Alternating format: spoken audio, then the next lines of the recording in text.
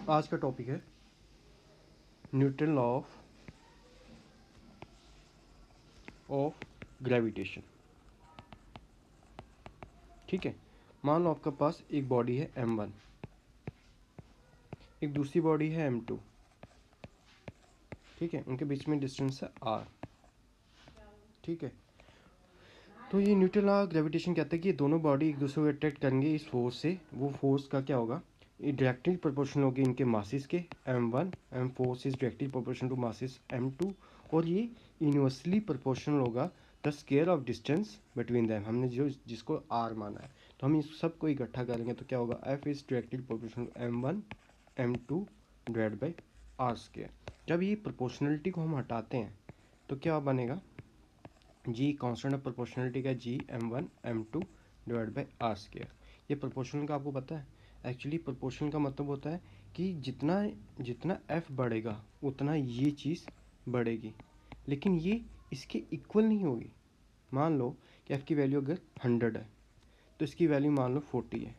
अब इसकी वैल्यू 110 होगी तो इसकी वैल्यू कितनी होगी, 50 होगी। इसकी 120 हुई, इसकी कितनी होगी, 60 होगी। समझ गए, एक प्रोपोर्शनल है, लेकिन हम इसको इक्वल टू करने के लिए हम मल्टीप्लाई करते हैं। ठीक है ना, वो मल्टीप्लाई करने के लिए हम क्या करते हैं, हम इसका यूज़ करते हैं। ठीक है, अभी इसके अच्छे से एग्जांपल बना दूंगा। 100 है, ये 200 बन गया, इसका 40 का था।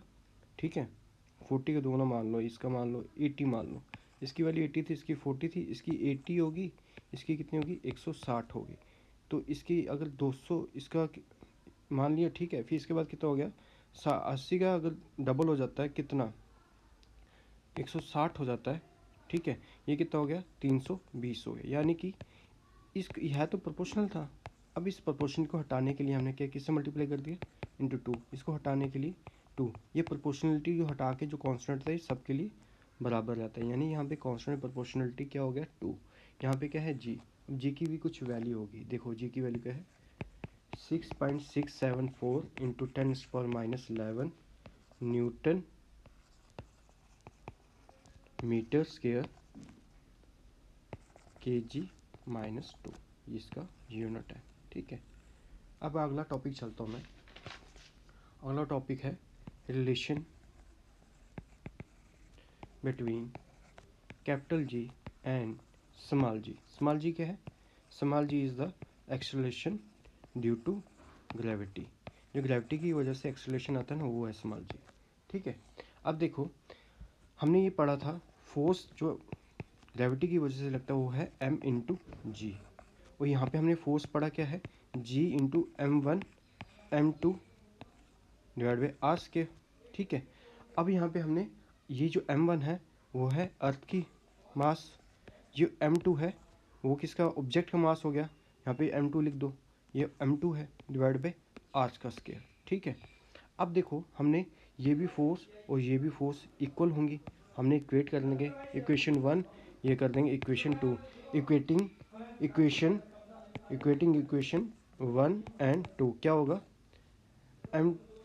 m2 g equal to G M E into m2 divide by R square. ये m2 कैंसिल हो जाएगा, g क्या आएगा, G M E divide by R square. अब इसकी कुछ हमारी ऑब्जर्वेशन है वो देखते हैं क्या है। देखो यहाँ पे जी में आपको कोई मास ऑफ बॉडी दिखा नहीं ना, दिखा, तो G is independent of mass of object.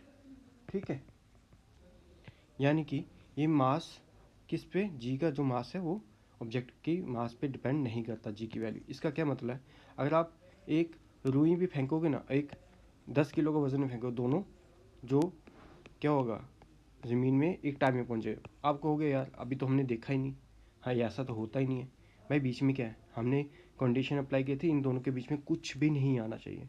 इन दोनों के बीच में है भाई, हवा तो है, हवा है, हवा इसको ज़्यादा रेजिस्टेंस करेगी, इसको कम रेजिस्टेंस करेगी, ये चीर के चला जाएगा नीचे, ये तो नहीं जा पाएगा। इसीलिए ये लेट से पहुंचता है, ये जल्दी से नीचे पहुंच पाता है। अगर हम ये वैक्यूम में करेंगे ना एक्सपेरिमेंट, तो ये सच होगा कि दोनों बॉडी सेम हाइट से अगर हम फेंकेंगे, ये दोनों सेम एक्सेलरेशन गेन करेंगे और ज़मीन में सेम टाइम पे पहुंचेंगे, यानी कि two bodies irrespective of mass gain same acceleration due to gravity and reaches the surface at same time। समझ गए? अगला, अच्छा लेकिन जी की वैल्यू क्या होती है? वेरी करती है।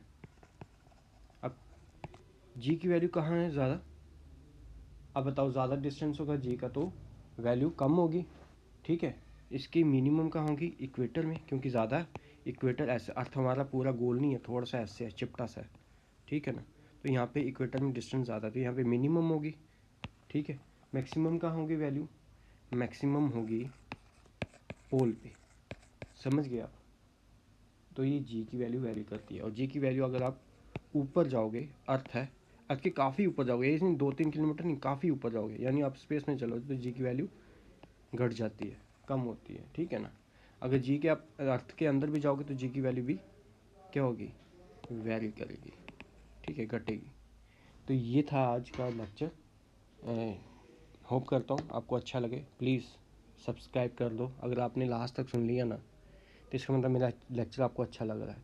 प्लीज़ सब्सक्राइब कर दो और ये लेक्चर को शेयर करो। जितना शेयर करोगे उतना ज़्यादा मेरे को मोटिवेशन मिलेगा और लेक्चर बनाने का।